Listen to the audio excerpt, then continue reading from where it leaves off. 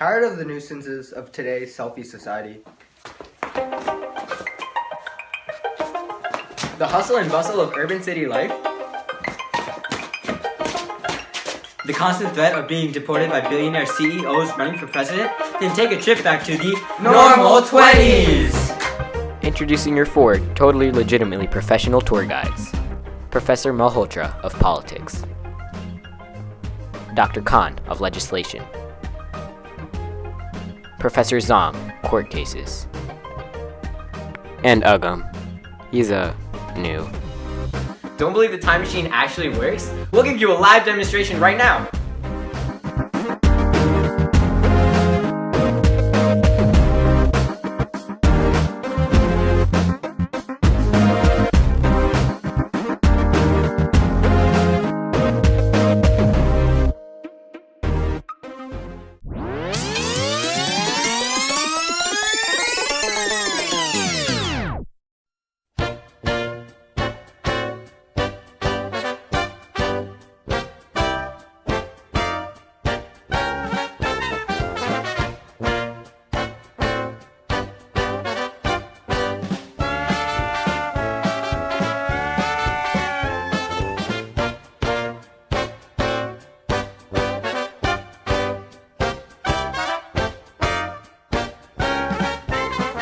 For the first stop on this once-in-a-lifetime trip, you will be taken back to Washington, D.C. on August 18th in the year 1920. Here, you will be able to witness the signing in and ratification of the 19th Amendment to the United States Constitution. How cool is that? The 19th Amendment posed utmost significance and changed American society for years to come. You will be able to view this amendment being passed in Senate and signed into law by a vote of 56 to 25. Now, a little bit about the 19th Amendment. The 19th Amendment bestowed the right to vote amongst all women. However, it was not achieved easily. It required the arduous efforts of many women, such as Carrie Chapman Catt and Harriet Stanton Blatch. Also, many nationwide organizations, such as the Women's Suffrage Association, had to partake in the efforts to achieve this great feat.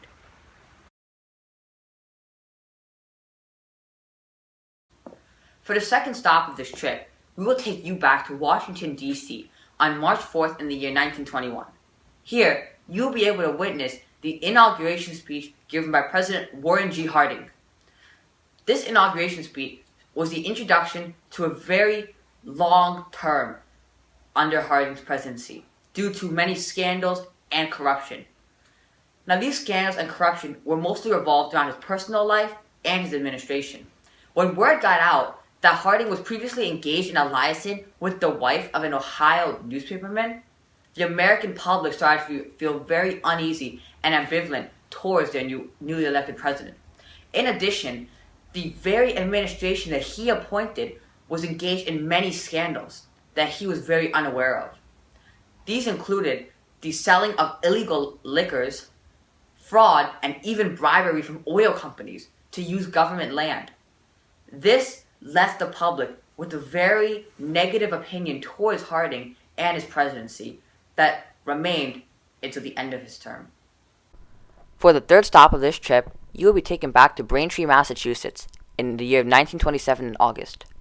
Here, you will be able to witness the conviction and trial of Sacco and Vanzetti, who were two Italian immigrants accused of murdering a paymaster and guard during an armed robbery of Slater and Morrill Shoe Company. However, Judge Webster Thayer clearly favored the prosecution and was biased. Many people did side with Sacco and Vanzetti. However, their efforts of raising money for court appeals deemed useless when Sacco and Vanzetti were put to death via the electric chair in August of 1927. This court trial, which was deemed unfair by many, symbolized the common resentment towards immigrants during this time period. On stop 4 of this trip, we're going to take you back to Wyoming in the year of 1923 to witness the Teapot Dome scandal take place. The Teapot Dome scandal, otherwise known as the Oil Reserve or Elk Hill scandal, was a major corruption that erupted within Harding's administration. During his presidency, Warren G. Harding used his executive authorities to transfer supervision of naval oil reserve lands from the Navy to the Department of the Interior in 1921. This led to Secretary of the Interior, who was at the time Albert Fall, to illegally accept bribes to lease government property to private oil companies. He dealt directly with Harry F. Sinclair, who was a leader of the oil company involved in the scandal. He gave an entire government oil reserve in Wyoming to this company by the name of Monmouth Oil Company. This was also a naval oil reserve, which further angered the public and disrupted the executive branch. In addition, Albert Fall also gave similar exclusive oil rights to companies including the Pan American Petroleum Company and Buena Vista Hills reserves in California in the years 1921 and 1922. The consequences he faced included 1 year in prison and having to pay a major fine of $100,000. Due to this illegal activity, Secretary of the Interior Albert Fall went down in U.S. history as being the most disgraced member of the United States Cabinet. For the fifth stop, we will take you back to Washington, D.C. on August 23, 1923, to witness the inaugural speech delivered by President Calvin Coolidge. Coolidge was a major supporter of businesses, and his administration worked to reduce the federal debt, lower income tax, and construct a national highway system for the growing of automobile transportation. However, he did not support the usage of federal economic powers to help in aiding farmers. He also worked in fighting against organizations such as the Ku Klux Klan that were greedily acting up during this time period. He did this by putting the entire state of Oklahoma under martial law. Coolidge also settled relations with countries such as Cuba, countries in Central America, and Canada as well. At the end of his term, however, he decided not to run again because it would leave people feeling that he was trying to obtain a third term, quote unquote, since he did come in as president after the death of President Harding. For the final stop of day 2, you'll be taken back to Washington, D.C. in the year of 1928. Here, you'll witness the election of President Herbert Hoover. President Hoover was previously the Secretary of Commerce under both President Harding and Coolidge's administrations. In 1928, when Hoover took office, he advocated associationalism. He strongly advocated a positive relationship between the government and business. He strongly encouraged trade associations as well as holding conferences to discuss economical issues with significant business leaders. President Hoover also advocated scientific approaches to economical problems. A major flaw of Hoover's presidency was his misplaced confidence in the stock market. He believed that the economy would work out itself, and there was no need to take major actions when stock prices began to drop.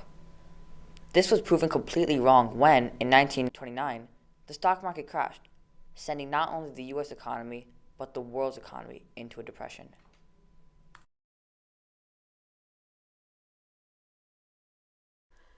On the 7th stop of our trip, we will be visiting Washington, D.C. to watch the Volstead Act go into effect on February 1st of 1920. Say goodbye to your beers and wines, because the next 14 years will be spent strictly in prohibition. Watch one of the most sobering bills passed in U.S. history as the Volstead Act implements the 18th Amendment of Prohibition. The amendment bans alcoholic beverages, as well as their production and distribution. Because of this, criminal gangs began to take over the alcoholic beverage production and distribution industry, physically fighting to control the market. Big gangsters like Tom Dennison and Al Capone became rich from the business and were able to bribe law enforcement and officers to prevent legal repercussions. Watch the rise of these infamous gangsters and the decline of drunk bar fights in the glorious march towards a perfect society. On the 8th stop of this trip, we'll take you to see Congress to witness America close its doors to foreigners and tighten its immigration policy. Oh, sorry, no need to be alarmed. We've promised fun and excitement, so we're not taking you to see the United States 2 years in the future when President Donald Trump builds the Great Wall of America. I mean, not that we would know. It's not like we have a time machine or anything. Anyways, we're taking you to see the passing of the Emergency Quota Act of 1921, where the U.S. government limited the number of immigrants per year to 3% of their ethnic population according to the 1910 census. The act directly prejudiced non-white Anglo-Saxon Protestants, whose numbers were fewer than the desirable white Anglo-Saxon Protestants in 1910.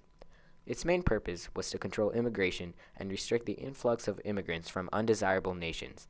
The Emergency Quota Act was not the first of attempts by the U.S. government to limit immigration as a result of notions of racial superiority, and it certainly was not the last. It precedented the National Origins Act of 1924, and immigration control continued to be a topic of debate among parties, such as present-day Donald Trump.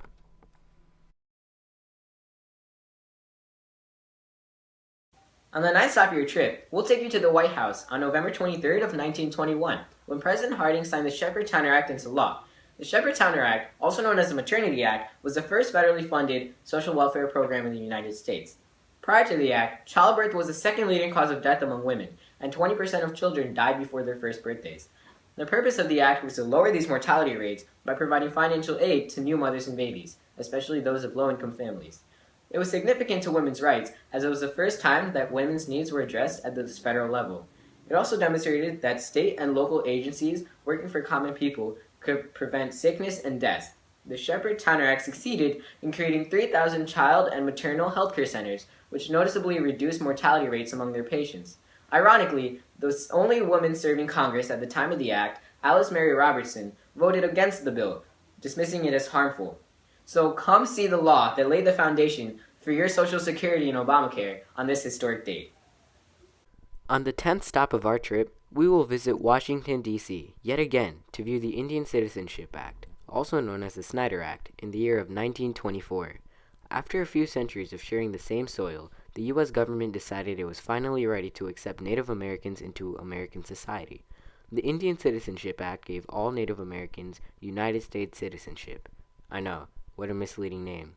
After their help in the war effort during World War I, many Americans believed they were finally worthy to be assimilated into American society. You'll get to see authentic Native Americans walking the streets of New York with full white men rights. Well, not really. The bill did not offer Native Americans full protection of voting rights, and they were often denied the right to vote because of race.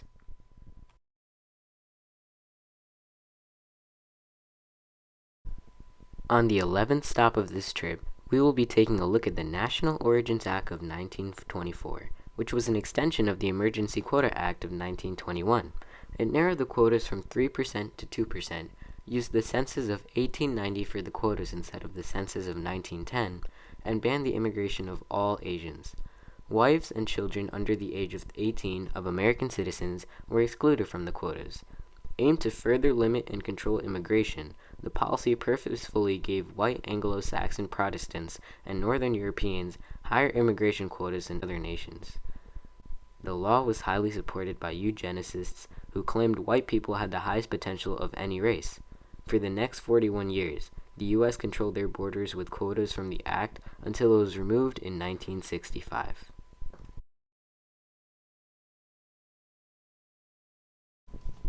Nobody wants to be called a chimp, especially this one. The citizens of Dayton, Tennessee in 1925 were particularly sensitive to their relationship with primates when the Butler Act was passed in their state. They were fundamentalists who strongly believed in every word of the Bible and believed anything that contradicted the Bible to be incorrect. So that includes almost every science.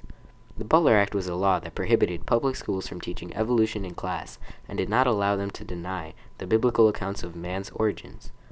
Strangely enough, they were allowed to teach the evolution of plants and other animals, not humans. They could teach about variation and natural selection and geology and the age of the earth, but they could not teach about man's evolution. Their policy was pretty bananas. All puns aside, the Butler Act was challenged in the Scopes trial of 1925, where the state technically won. After all, who wants to be related to this guy?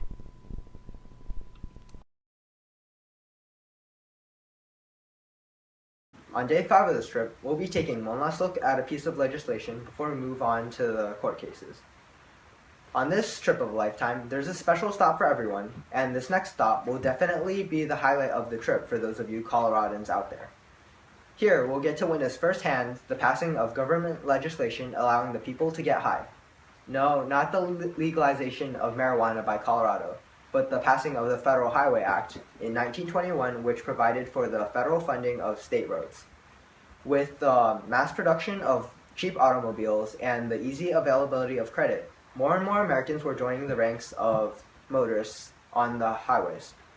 As a result, the highways were becoming more and more cramped, and the federal government was forced to respond by expanding the highways and developing its infrastructure.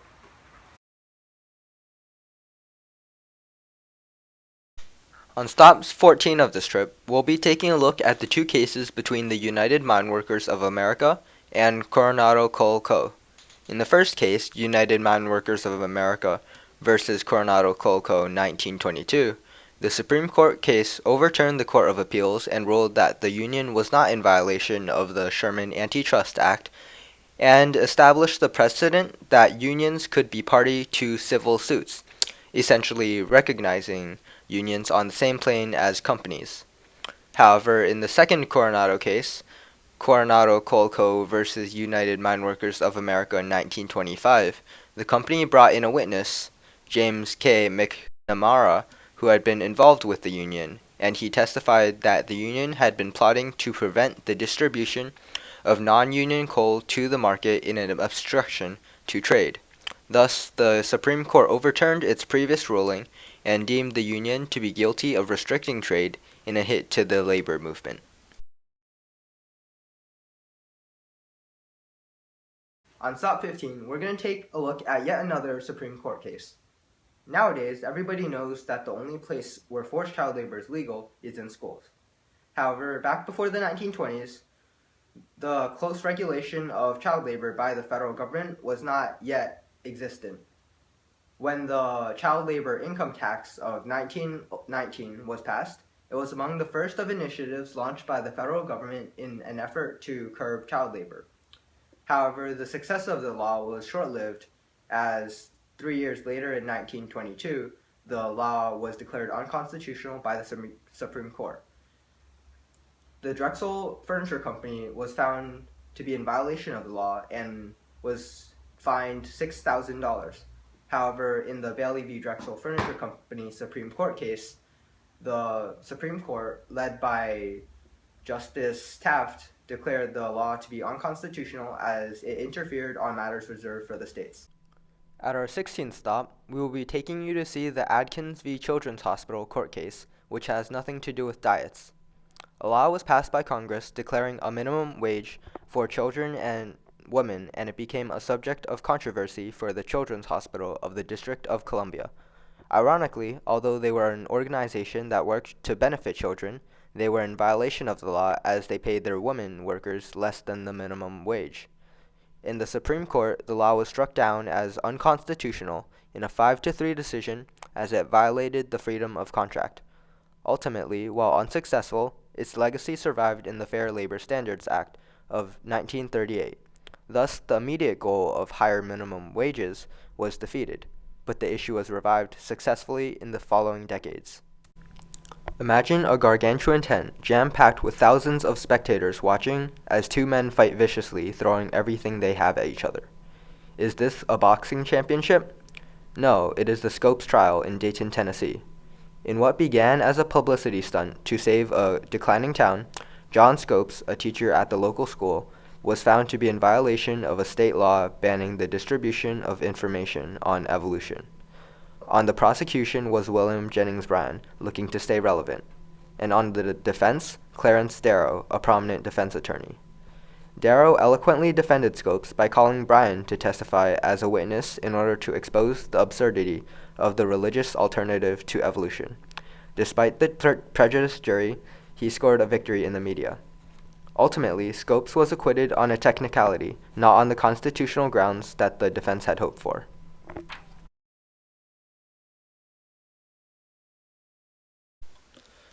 On the last of the court cases on Stop 18, we will take a look at another Supreme Court case, Maple Floor Association v. U.S.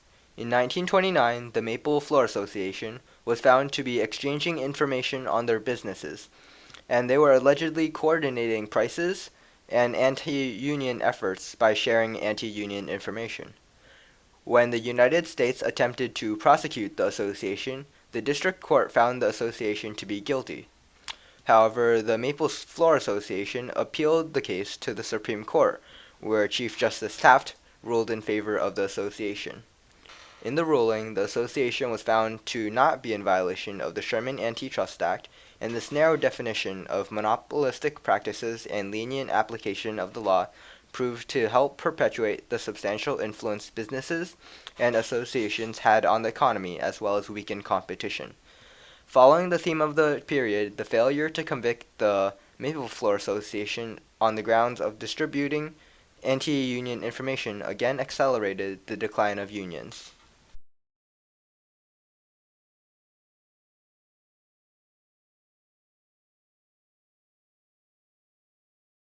On day 19 of the trip, we'll take you back to New York City. After World War I, there was a great deflation because wartime supply-demand ceased to exist. Big corporations crumbled because supply exceeded demand, and this caused a destabilization in the government.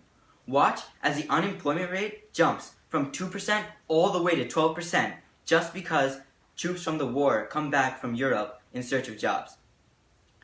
The recovery of this deflation starts in 1922 with the production of electric service goods.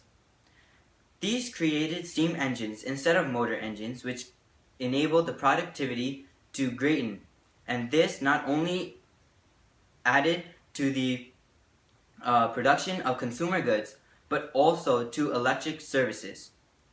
Watch as our government surpasses all odds and recovers from the Great War deflation. On the 20th stop of this trip, you get to go back to New York City and witness the economic expansion of this period. During this time, salaries were on the increase, but the cost of living was staying the same. Because of this, Americans could buy more products. More and more Americans had things like toasters, vacuums, and electric appliances. 2/3 of Americans lived in homes with electricity. 1 out of every 4 Americans had vacuums, and 1/5 of the households in America had toasters. Although this may not seem like a big deal, it was back in the 1920s. One of the biggest changes that was seen was the increase of cars in the nation. Mass production meant lower prices, which enabled even working-class citizens to buy one. Watch the shift of cars from a luxury to a necessity.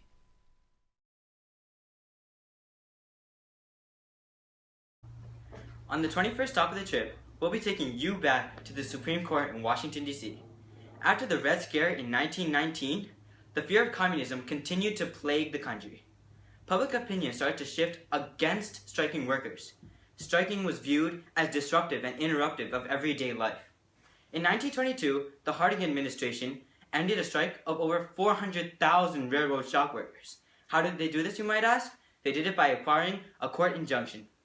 In 1922, the same year, the Justice Department ended a strike of over 650,000 miners.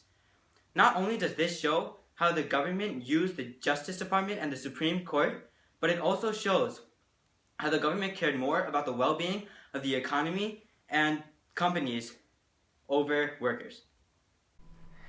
On the 22nd stop of the trip, travel back to Washington, D.C. on March 4th of 1921 to witness the inauguration of the 29th president. Oops, I forgot to mention, the 29th president of the United States was Warren G. Harding. Soon after his inauguration, President Harding asked Congress for a tariff that would protect the American economy by taxing imports from foreign countries, especially ones like Europe. Harding was afraid that Europe might be able to undersell products from American companies, so Congress passed the Fordney-McCumber tariff in 1922. This tariff raised average tax rates on imports by 15.2%. Contrary to the original purpose of the tariff, which was to improve the economy by discouraging Americans to buy foreign products, Americans continued to buy imports. This subsequently placed a heavy negative role onto the society and economy of the United States of America. Go back in time to watch firsthand the adverse effect of the tariff on American economy.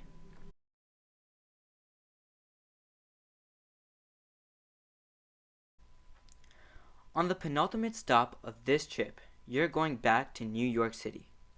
No, this isn't when the stock market crashed. We'll be getting to that later. At this time, the economy was very healthy. This was because of the incredibly low unemployment rates. And that wasn't the only thing why stock markets were soaring. There was also virtually no inflation. which meant each dollar had more value. During this span of history, the United States alone was producing more than half of the world's output. United States production was rising over 30%. Come back and watch our country bask in its wonderful economic state. On the last stop of this trip, we'll be taking you back to New York City. It was on October 24th of the year 1929 when the stock market crashed, losing $10 billion in value as the stock market prices plunged. And if that doesn't seem like a lot, back then $10 billion is equivalent to $100 billion today. Prices of many stocks hit record low. Americans were stunned and frightened. Some relief was felt when leading bankers met at the headquarters of J.P. Morgan & Company. The bankers were able to accumulate $20 million, which they spent on continuously buying stocks. Experienced the relief of some stockholders as it seemed the bankers had saved the day. Sadly, however, investors who were scared of risks decided to sell stocks rather than to buy them, and 5 days after the first plunge, a second one happened. These two drops in stock market prices came to be known as Black Thursday and Black Tuesday. These two happenings led to a devastating worldwide depression, commonly known as the Great Depression. And now let's hear some opinions from some real customers. What's your name? My name Raj Patel, Raju Patel. So you don't have to be that close to the microphone? Raju Patel? You don't have to be that close to the microphone. Raju Patel. You can stand back too. Okay. What's your name? I'm Jorge. I'm T-Dog. Raju Patel. You have this cell Raju Patel. Say we understand. Mr. Dr. Raju Patel of Economics. Economics. My name is Con Artist. And what did you think about the trip? I felt it was very educational. I learned a lot about traffic in the 1920s. What did you think about the trip? My name Raju Patel. No, sir. What did you think about the trip? Trip was very nice. I enjoyed. I am Professor of Economics, Dr. Raj Patel in Addison. I thought it was really educational. It was very nice. You know, my wife, she learned a lot about women's suffrage, how she got the right to vote and all that. My girlfriend, she was all about that thing. This trip was very good. I loved it. Me and my friends went on it, and it was incredible. You know, we went to the 1920s, went to 1920s Broadway, and it was very good, very well done, very well rehearsed. I see. What do you think was your favorite part? My favorite part, actually, I love the legislation, especially the dude that was teaching the legislation. What was his name again? Professor. I believe it was Professor Tushar Khan. Yeah, that one, Professor Tushar Khan. My God, he was an unbelievable professor. He really knows what he's talking about. My favorite part about the trip was probably learning about women's suffrage and the different presidents and how they were elected. Definitely the women. I like the women very much. Do you mean women's suffrage, sir? That too. My favorite part of the trip was the Federal Highway Act because I love to see America get highways. What did you learn during our trip to the 1920s? Myself, Raju, because I am Professor of Economics, I teach it. So what happens is I learn about legislation, politics, all this other stuff that I am not Professor because I am Professor of Economics. I learned how all the rights we have and all the things we have nowadays, they all came with a price. What is something that you learned during our trip to the 1920s? I learned about the Shepard-Towner Act, the 19th Amendment, the court cases, a lot of stuff. Would you recommend this trip? Yes, I think so. Myself, Raju Patel, well, I think if you go to this trip, you learn a lot. Even if you're not Professor of Economics, like I am Professor Economics. Would you recommend this trip to other people? Yeah, I would recommend it to all of my traffic worker colleagues and especially to any APUSH kids that are looking to pass APUSH and not fail and become a traffic worker like me. Of course I would recommend it. You know, this was one of the better trips I've been on. Would you recommend this trip to other people? Yeah, I would because I learned a lot and I think everyone should learn about the roots and how we got all the rights that we have today. So you enjoyed the trip thoroughly? Very much, Raju Patel. Thank you, sir. As you can see, people love our trip. To book one for yourself, just call the number on your screen, provide us with your basic banking information, credit card information, and social security. You'll be in the 1920s in no time. Please book at your own risk. Your credit and banking information will be ours to use, and you may lose millions of dollars. If you don't have that much money, you may owe millions of dollars. The testimonials in this commercial were provided by the producers who disguised themselves so brilliantly. The strip is not real. The number you saw on the previous screen was fake. Shipping and handling charges may apply.